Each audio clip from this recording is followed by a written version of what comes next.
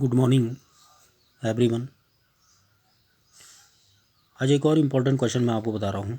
इस पर न्यूमेरिकल भी पूछा जाता है कि दो आवेशित चालकों को एक दूसरे चालक से जोड़ने पर आवेशों का पुनर्वितरण और उभयनिष्ठ विभव। माना दो चालक हैं ए और बी, जिनकी धारिताएं हैं C1 और C2। अब इनको Q1 और Q2 आवेश देने पर इनके जो विभव हैं वो हैं V1 और V2। तो Q1 इक्वल टू हो गया C1 V1 और Q2 इक्वल टू हो गया C2 V2।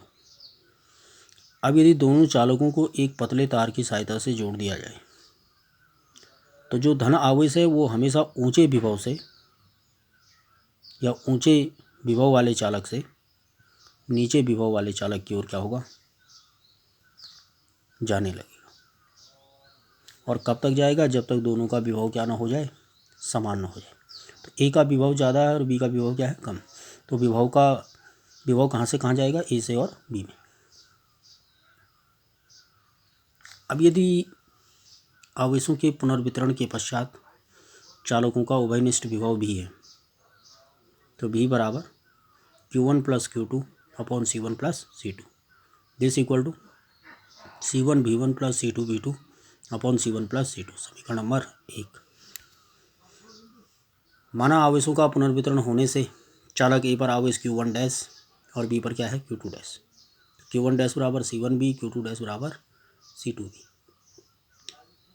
इसलिए Q1 dash upon Q2 dash बराबर C1V upon C2V equal to C1 upon C2।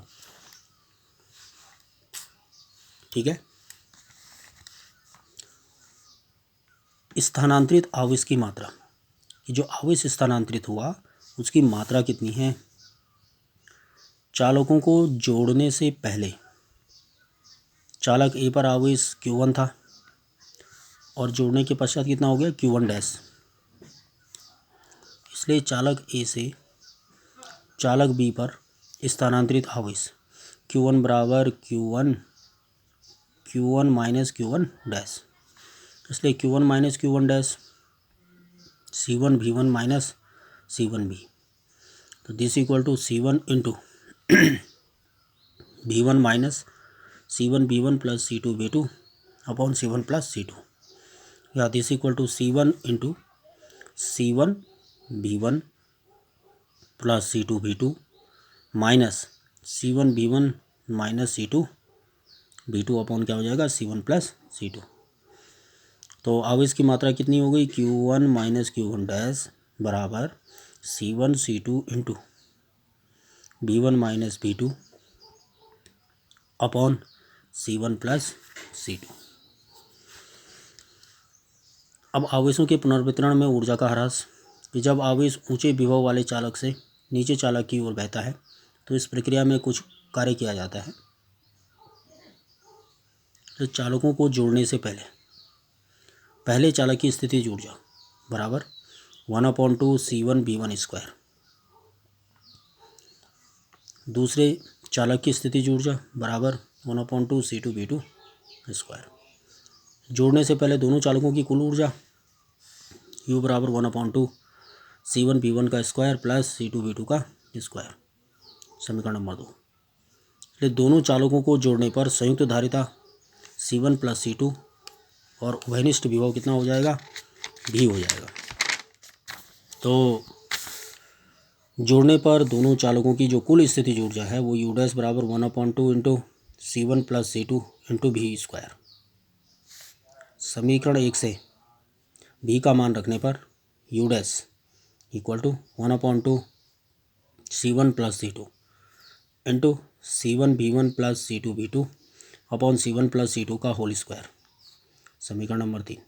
समीकरण 3 को समीकरण 2 में घटाने पर ऊर्जा में ह्रास हो जाएगा U minus U dash equal to 1/2 into C1 V1 square plus C2 V2 square minus 1/2 C1 V1 plus C2 V2 का whole square upon C1 plus C2, या this equal to 1/2 C1 plus C2 into C1 plus C2 into C1 B1 square plus C2 B2 square minus C1 B1 plus C2 B2 का whole square, that is equal to 1/2 into C1 plus C2 C1 square B1 square plus C1 C2 B2 square plus C1 C2 B1 का square plus C2 का square B2 का square minus C1 square B1 square minus C2 square B2 square minus 2C1 C2 B1 B2,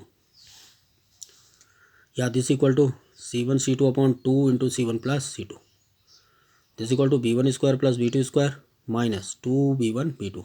तो ये ह्रास हो गया कि U minus U dash equal to C1 C2 upon 2 into C1 plus C2 into B1 minus B2 का whole square.